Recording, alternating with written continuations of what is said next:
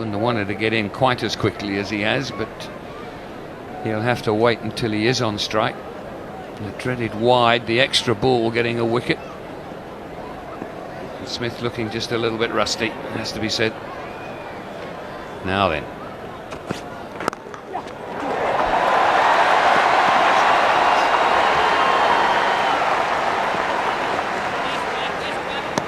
Couple for Int'l, and a favourite area of his through the mid-wicket area. Now, a little bit more about the bowler after we see the demise of Graeme Smith. Yeah, just limited footwork.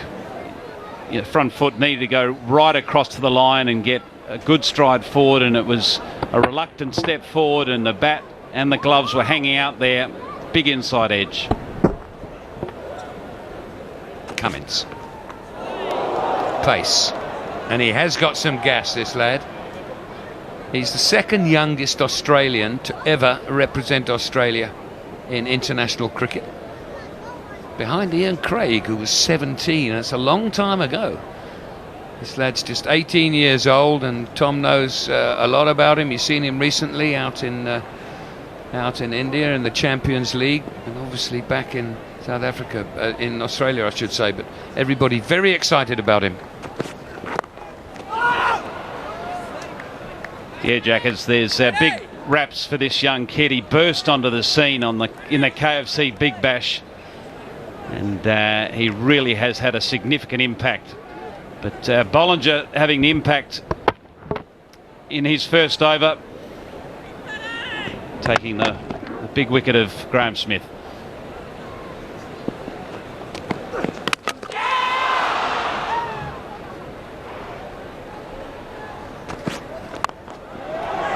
Driven down the ground, not perfect timing. It's a good start this for Australia. Remember, there's only 20 overs to bat. 1.5 of them are gone already, and one batsman back in a hut, but more importantly only 4 runs scored. Yeah, wickets early, a real key for a bowling group, and Australia have struck early, but it's only very early on. Clearly doing a little bit with the new ball, so you need to be a little bit cautious. Good shot. Again, timing not perfect.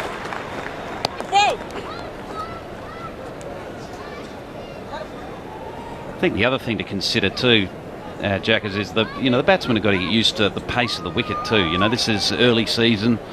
It's clearly not. The wicket's not going to be the quickest that it can be throughout the season, so it's probably that spongy bounce where timing can be difficult to obtain off back and front foot.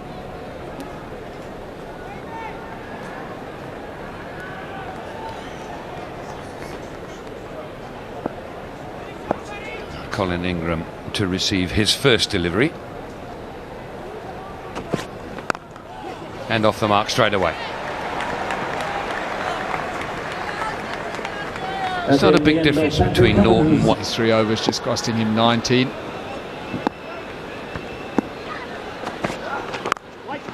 He's been impressive, Tom.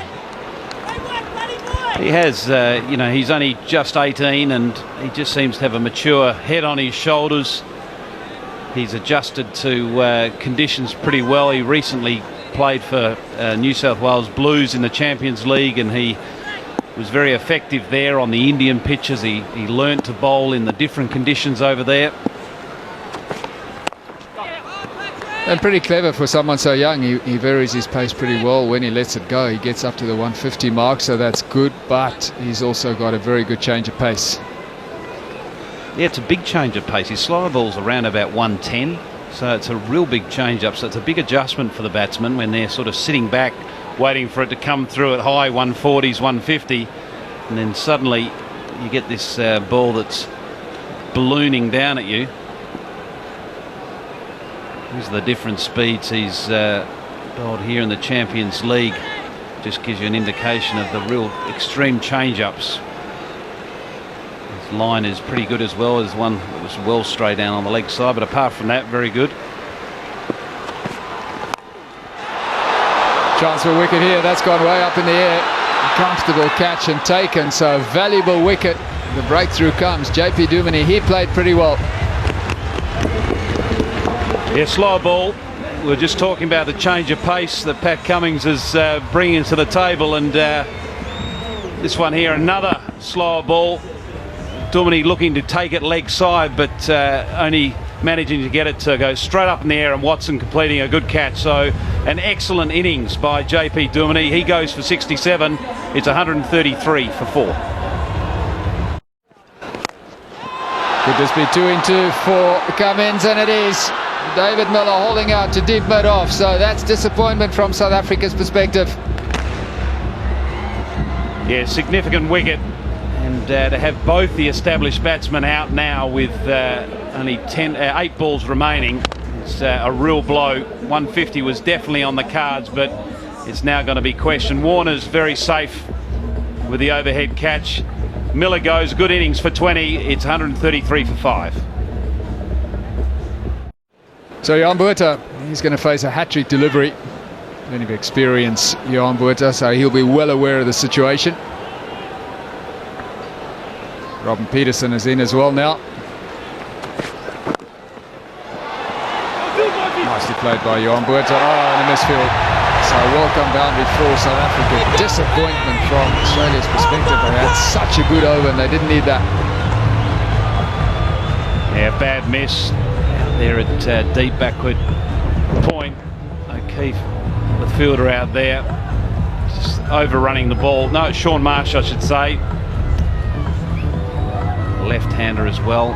So he just overran that.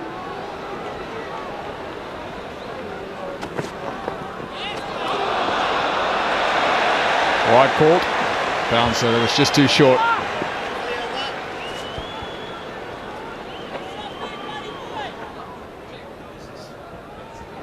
So Miller was the last to go. Caught by Warner right on the line. But, you'd have to say, to question the shot at that stage, particularly after losing his partner at the other end.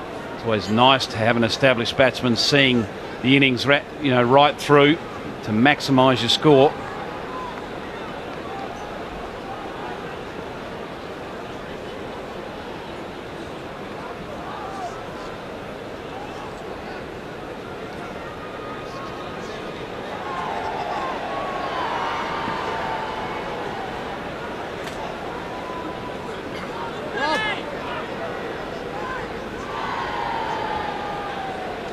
So last delivery for Cummins.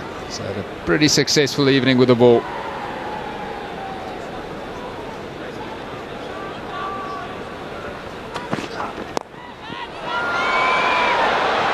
Well, 3 wickets in the over, so excellent bowling by Cummins. We said he had a good change of pace. That was another slower ball.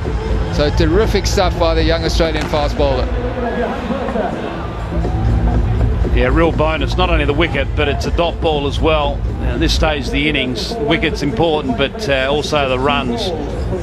And both are looking to go leg side, only getting the leading edge, and Cameron White, safe pair of hands, running back at cover, finishing the catch. So Botha has to go for 4. It's 138 for 6.